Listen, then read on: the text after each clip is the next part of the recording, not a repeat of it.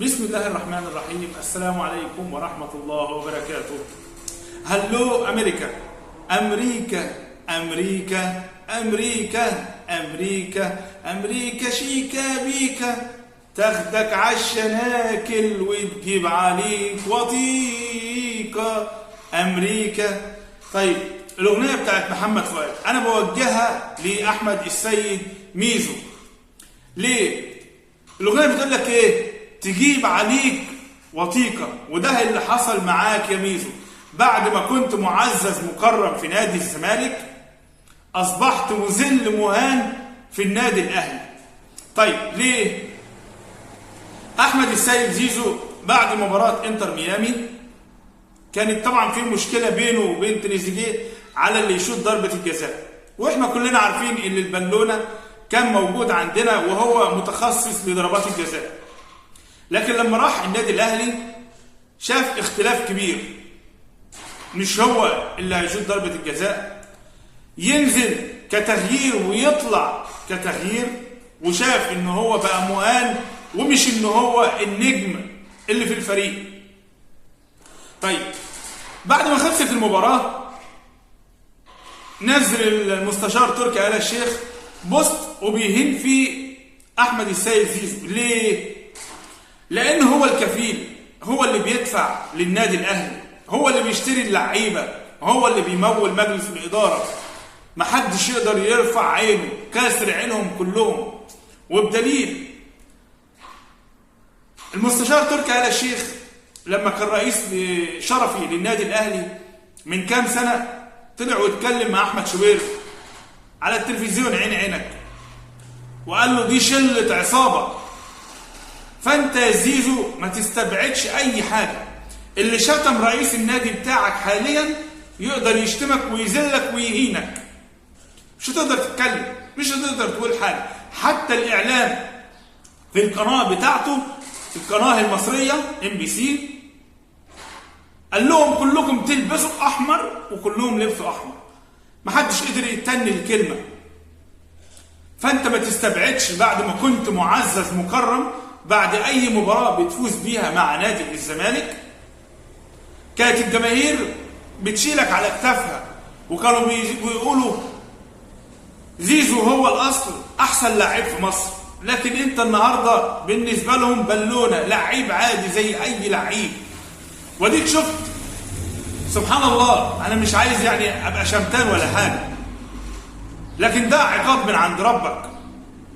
شفت امام عاشور باع نادي الزمالك وراح للنادي الاهلي، دخل في مشاكل ومحاكم واصابات، اللهم لا شماتة. ده اول حاجه. اشرف بن شرقي علشان الفلوس والماديه باع نادي الزمالك واختلف معاهم على الفلوس وراح للنادي الاهلي.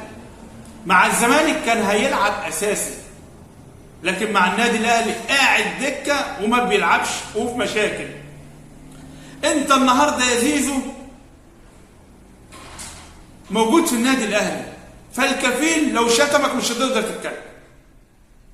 اشرب اشرب. دي كانت رساله لاحمد السيد زيزو. طيب النهارده بقى هنتكلم في اخبار نادي الزمالك. طيب اول خبر معايا يا شباب وهو عوده الكابتن حسين لبيب لرئاسه نادي الزمالك من جديد. طيب الحمد لله على السلامه يا كابتن حسين. فقت، بقيت كويس والحمد لله. انت عرفت ان احمد السيد زيزو موجود في النادي الاهلي ولا لسه ما حدش قال لك؟ لسه في غيبوبه كابتن حسين. سيبك من الافراح والشغل ليالي الملاح والحفلات والسهرات والخروجات والكلام الفاضي ده كله. انت جاي رئيس نادي الزمالك علشان تشتغل لنادي الزمالك. كل دقيقه بتمر على نادي الزمالك وانت مش موجود فيها او ما بتاخدش قرارات حاسمه في نادي الزمالك، فبتكون يعني عايز اقول لك ان هي بتكون يعني حاجه صعبه على نادي الزمالك في الفتره الحاليه. فلما كنتش انت قادر تشيل الليله سيبها لغيرك. من الاخر انا راجل زملكاوي بحب نادي الزمالك، علشان كده انا بتكلم عن نادي الزمالك وهقول رايي بكل صراحه. مش قادر تشيل شيله نادي الزمالك، خلاص سيبها لغيرك، استقيل. لكن اتمنى بعد عودتك المره دي، واديك شفت اللي بيحصل، النادي الاهلي بقت ايديه في كل مكان في نادي الزمالك. اللعيبه اللي موجوده الناشئين في نادي الزمالك، النادي الاهلي بيتواصل معاهم، واللعيبه مش عايزه تجدد. زي واحد زي اللاعب محمد السيد، حسام عبد المجيد في الفريق الاول مش راضي يجدد، ويقول لك انا عايز احترف. هتروح تحترف فين؟ ده موسكو كلها تلج وكلها حرب هناك. عشان تقول اروح روسيا احترف، تحترف فين؟ انت عايز تعمل كوبري؟ خلاص ده كل الكلام ده اتكشف. فارجو من الكابتن حسين لبيب ان هو يهتم بنادي الزمالك ويشوف شغله في نادي الزمالك، ويحاول ان هو يشتغل مع الاداره اللي شغاله حاليا ان هي تجيب صفقات قويه لنادي الزمالك ان شاء الله. الحمد لله على السلامه يا كابتن حسين. طيب اول خبر معايا يا شباب، الحارس محمد ابو جبل. كلنا عارفين محمد ابو جبل حارسنا القديم.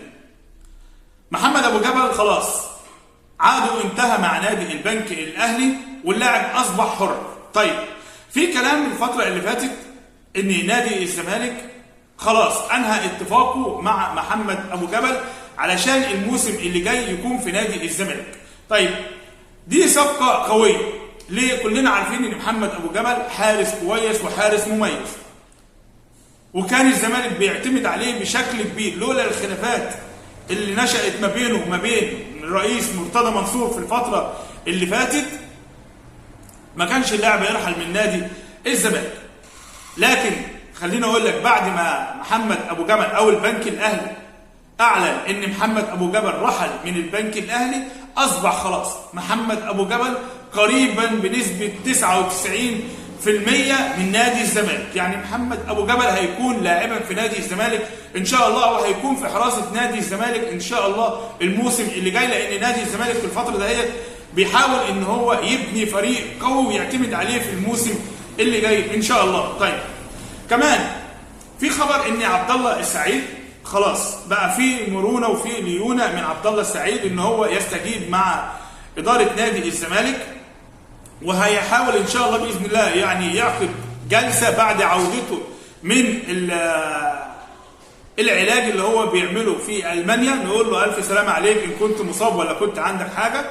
طيب عبد الله السعيد ان شاء الله بعد ما يرجع من المانيا هيعمل جلسه مع اداره نادي الزمالك ان هو يجدد فيها موسم واحد مع نادي الزمالك، وهيتفق طبعا على الخلافات الماديه اللي كانوا مختلفين عليها الفتره اللي فاتت، وهيشوف ايه اللي هيناسبهم ما بين الطرفين عبد الله والاداره. وعبد الله ان شاء الله باذن الله هيجدد مع نادي الزمالك موسم ثاني ان شاء الله الموسم اللي جاي باذن الله. طيب ان شاء الله يعني كلنا عارفين عبد الله السعيد لعيب كويس ولاعيب مميز، احسن كان لعيب في مصر في الفتره اللي فاتت في 2018 و17 و14. يعني كان عبد الله السعيد في النادي الاهلي الفتره اللي فاتت كان احرف لعيب في مصر، لكن هو دلوقتي لاعبا لنادي الزمالك، واحنا عارفين ان هو سنه كبير، فعلشان كده في اختلاف ما بين مجلس اداره نادي الزمالك وما بين عبد الله السعيد على الفتره اللي هيقضيها مع نادي الزمالك، يا اما موسمين يا اما موسم. طبعا نادي الزمالك عاوز موسم من عبد الله السعيد، علشان بعد كده لو عبد الله السعيد لسه هيقدر يكمل ويدي مجهود تاني في الملعب، ممكن الاداره في الوقت ده هو تفكر نجدد او ما نجددش. لكن عبد الله عايز يجدد موسمين، لكن صعب جدا في الفتره الحاليه مع نادي الزمالك يا عبد الله ان انت تجدد موسمين ويختمك يخش على ال 42 سنه، فما ينفعش. فاداره نادي الزمالك الفتره اللي جايه بعد ما عبد الله السعيد يرجع من الفتره العلاجيه اللي هو بيعملها في المانيا، اداره نادي الزمالك ان شاء الله باذن الله هتعمل جلسه مع عبد الله السعيد واتفقوا مع بعضهم ان شاء الله، فهيكون في موسم لعبد الله السعيد في الفتره اللي جايه. طيب في اخبار تاني معايا وهو جون ادوارد. جون ادوارد كلنا عارفين ان هو خلاص اداره نادي الزمالك استقرت على ان هو يكون مديرا رياضيا لنادي الزمالك. طيب اللي ما يعرفش يعني ايه عبد الله جون ادوارد هيكون مديرا رياضيا لنادي الزمالك، الراجل ده هيكون مسؤول عن الانشطه الرياضيه داخل نادي الزمالك، هيكون مسؤول عن الموظفين، كمان الاداره هتحدد له مبلغ مالي معين من اجل جلب الصفقات لنادي الزمالك، وهو اللي هيكون متحكم في الفلوس اللي هياخدها من نادي الزمالك. هيشوف كل لعيب وهيبتدي يقدره بالمبلغ اللي يناسبه.